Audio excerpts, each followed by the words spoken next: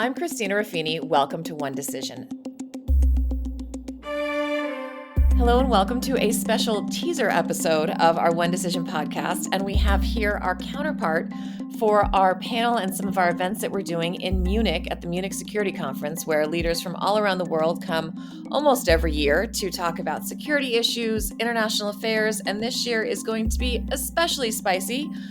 Given what's going on in the US, and of course, everyone in Europe is talking about it. The Vice President, J.D. Vance, will be here, along with other high-ranking Trump administration officials. But before we kick off with our panel tomorrow, I wanted to reach out to our panel co-host, Nina Haas from DW which is the German broadcaster here, and they are the official partners of the Munich Security Conference. Yeah, I'm really glad to be on the One Decision pod. Really exciting, Christina, to be doing that with you together. I'm Nina Haas, a German native, work for DW, Germany's international broadcaster. I'm the chief political correspondent there, and I cover anything happening with a German perspective, where the German perspective is interesting. I have a particular focus on defense, but not just, but yeah. So for people who don't know, what is the Munich Security Conference? How many years have you been covering it, and kind of what happens here? It is a meeting that goes back decades, where essentially the world comes together. It had a very strong transatlantic focus to start with, discussing essentially the European standpoint on international affairs. It was always an opportunity as well for policymakers to get together with the American counterparts, and also, Christina, have lots of background meetings. It's not about the panels per se, I would say. Munich has always been, and especially this year as well, will be about all those talks that happen between the doors, that happen on the corridors, where people actually get to see each other, right? Yeah, it's kind of funny. I mean, it's not an official government event, right? And they program this whole thing, and there's always panels and people talking. But to your point, yeah, it's that's kind of the sideshow to it's this hotel in downtown Munich. And I've been there before with the official US delegation, and each delegation kind of gets a section of a floor. And it's very odd. I mean, for reporters, it's great because you get a lot of access. I mean, I remember just members of Congress wandering through and saying hi to the press, the vice president wandering the other way. And then there's this weird little cafe coffee bar on the a half a level up, and you can walk in there and see foreign ministers from different countries, defense ministers. And it's a charming little hotel, and people have no idea how crowded it is. And I remember once I really had to run back to a live that I had to do for DW, and then I just couldn't get to the camera position because there was just no way to run through the American delegation, and everybody had to stop. And I saw a couple of broad shoulders in front of me, and then I realized that I knew all the politicians from smaller European countries also had to stand and wait. And so we were all just waiting for the American delegation to go through, and nobody could move. It's not your personal fault, but no, it is fascinating to be there. And obviously they've had a couple of editions, especially in the last couple of years, where they've tried to broaden it to more international crises. But you always have to say, at least, especially for the last 3 years now, Ukraine has definitely taken center stage. Vladimir Putin launched his full-scale invasion into Ukraine just a few days after the MSC 2022 happened. So that was actually the last one of these I was at, as I was here for Zelensky's appearance, and everyone was saying he shouldn't come because he shouldn't leave the country because it could risk, he may not be able to get back if Russia invaded, and he came anyway and gave his big speech. And then no, but we also are very aware that Vladimir Putin in the Kremlin is definitely watching the MSC, and he sometimes uses these moments to shock everybody who's a supporter of Ukraine.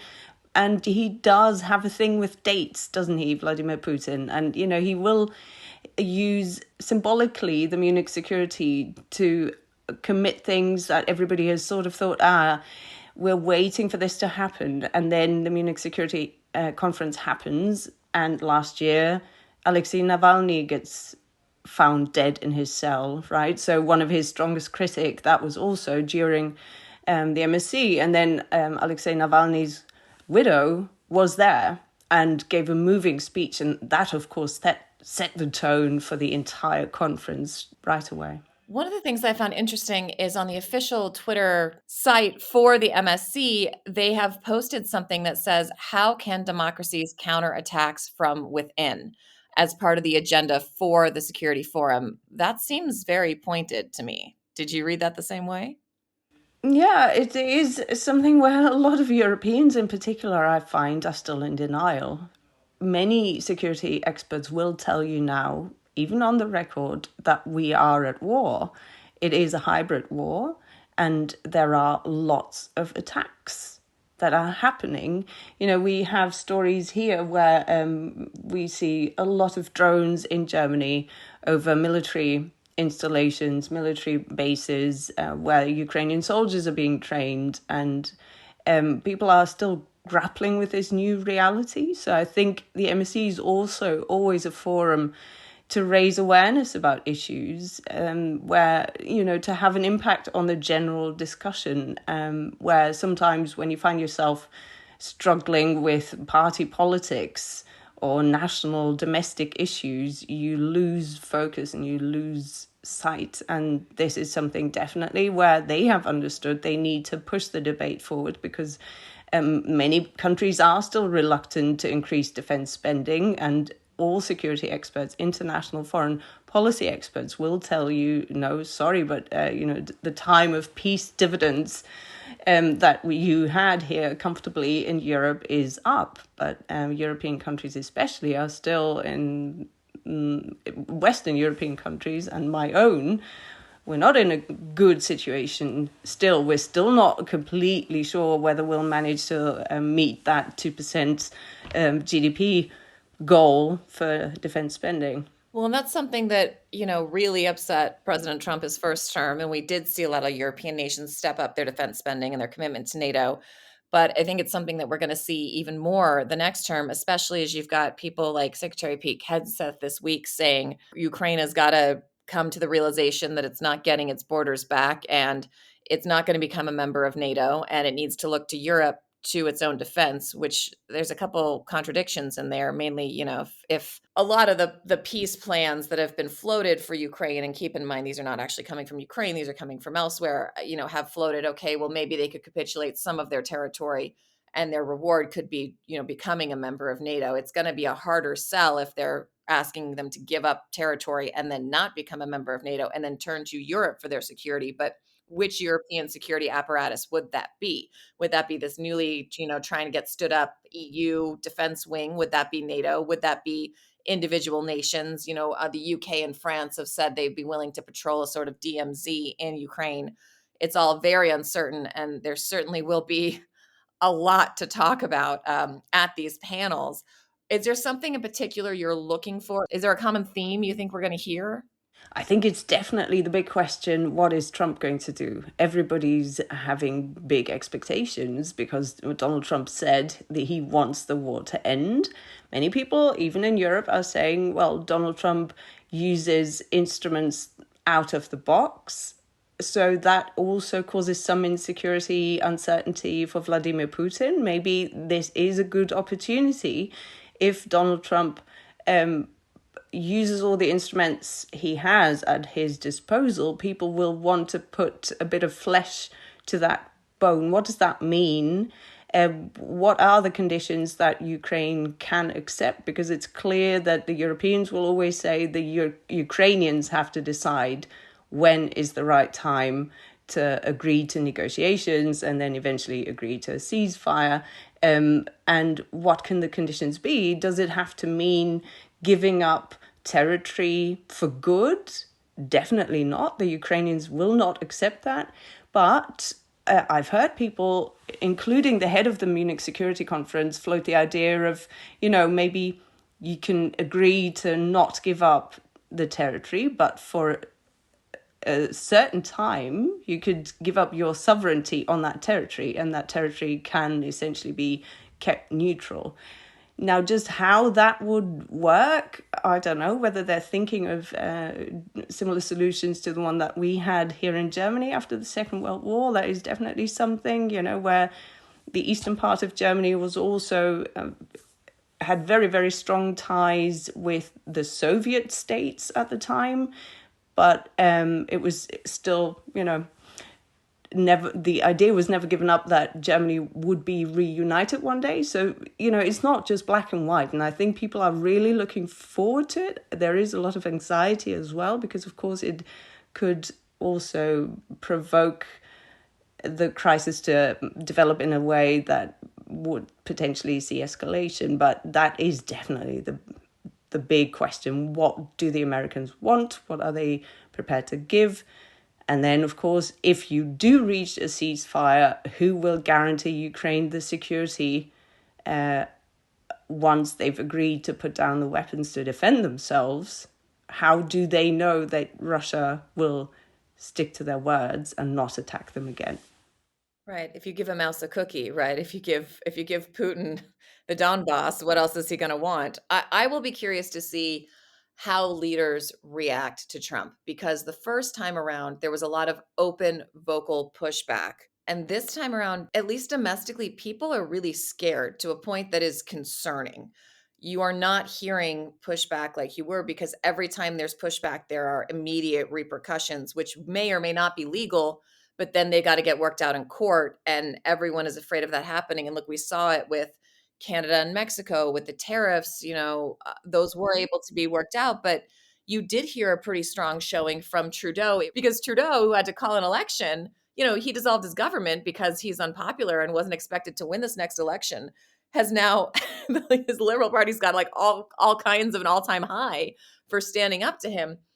But you didn't see that other places. You haven't seen that other places. You've seen very awkward silence. I mean, the Panamanians are a good example. Obviously, Rubio went down there as new Secretary of State on his first international trip, and he said they had good meetings and they discussed it. But we've been reaching out to the Panamanians nonstop, and they don't want to speak on the record yet because they're still trying to figure out what they're going to do. And it's the same for the Mexican government. I reached out to them, and they said, look, we're in a crisis. We're not talking right now. And I feel like it's going to be interesting to see who will say the thing out loud here at Munich and who is going to wait and hang back and try to figure out what the strategy is going to be on how to handle a very emboldened and very erratic American leader. No, absolutely. That is a very, very tricky path for the Europeans, for Volodymyr Zelensky in particular. I find him to be extreme. He's being very strategic. He's being very clever. He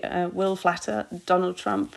And he's been fairly good at that. I mean, Macron, I think, is winning at that game, but Macron kind of brought Zelensky into that fold when they were in Paris. They did the Notre Dame thing. They had this meeting. And even by Trump's old account, that meeting went fairly well. But, he also lacks a bit of object permanence, right? So if it wasn't in front of him in the last couple of months, he kind of forgets, and you have to keep, to your point, flattering and being in his face, but in a non-confrontational way. I don't know.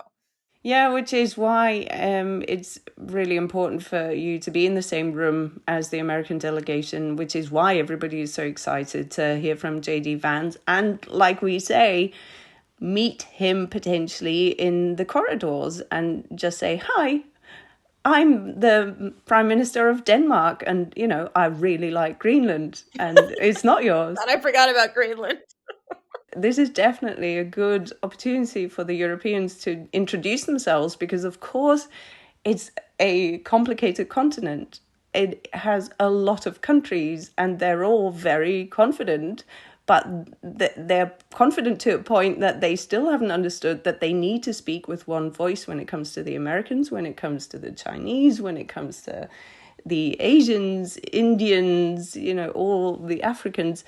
The Europeans, I find them really cute sometimes, how they seem to just think everybody knows where France is. And I don't think people around the world necessarily care whether it's, on the Atlantic coast, Pacific coast, North Sea coast. Really, you have to sit down, if you're the president of France, you have to sit down with the German chancellor and ideally also with the guy running the UK and say, look, Donald Trump, this is what we want and this is what we can offer. But the Europeans have a lot to learn. They are getting there, but it's taking a very, very long time. And at the same time, we've got a lot of countries, especially in Eastern Europe, that are very much in the sphere of the Kremlin and who are also seeing their star rising, with Viktor Orban in Hungary, who's a member of the European Union. But he is definitely pushing the far right, and the far right here in Germany. I mean, Alice Weidel, the leader of the far right, who is probably going to see the party's best result in the national elections that we have here in just 2 weeks' time. She visited Viktor Orban, and Orban said, hey, Germany, welcome to the club. It won't take long, and then you're on the right side of history. I mean, quite literally, right? So, yeah, the Europeans do have to learn how to speak to Donald Trump, but it will definitely, Munich will provide an opportunity for that. And I think they're quite optimistic when it comes to international crises that have seen some sort of a deadlock. They're not very optimistic, of course, when it comes to all the developments that you've just described, also with the role of Elon Musk when it comes to social media, when it comes to data collection, all of these things. Well, when it comes to his role in the government, we in the US are not quite sure about what's going on there either. There is a concern as well that people are not concerned. I mean, CBS News just came out with a poll that shows 54-ish% approval ratings for Donald Trump. And, in Washington, the sky is falling because people are so dependent on these agencies that are being gutted and so many jobs are being lost. And, my building alone, 3 people are not sure if they're unemployed or not, because again, it's being fought out in the courts. But in the rest of the country, people don't really seem to care. And that to me seems like a cataclysmic failure of not just Democrats, but Republicans, who some of these agencies, were set up by Republicans to show people what their government actually does for them. And I wonder if you feel like you're having that problem in Europe a little bit, in that governments are not doing enough to show their value to people in their everyday life, and you're getting this kind of anti-establishment backlash. Oh, definitely. But it definitely also has a very strong link to the rise of social media platforms. It is not just politicians' fault, that the algorithms work the way the inventors of these algorithms want them to work. Right. They spin up rage, and they take little minute molecules of rage and they aggregate them together so that it looks like an issue. And then the issue snowballs, and then it becomes a trend, and then we're all looking at it. Just to think about the fact that somebody will actually make money with rage, with enraged people. People have always won over other people by stirring up emotions, and that is how we work as human beings, and it's normal. Exactly, but with the internet and with the social media platforms, people are now benefiting from other people's rage. So why should they stop doing that? And rage is the strongest emotion. We all know that. Happiness, yeah, okay, maybe you'll click on a post, but maybe you won't because it just makes you smile and then you show your phone to other people. But if you're really upset about something, then of course you will interact. And that is something where here in Europe, we always think, okay, the US is about 10 years ahead of us. Britain is about 5 years ahead of us. And then the rest of the continent follows. And that is an extremely, extremely depressing thought. I really hope that the US has its checks and balances in place. I'm really keeping my fingers crossed because that is a worrying trend. It's a very worrying trend. And to take democracy for granted like that, and that is something that frustrates me, because it's so fragile. It's so easy to lose. All right. Well, thank you so much. And I will see you tomorrow on our Women's Leadership Panel ahead of the Munich Security Conference.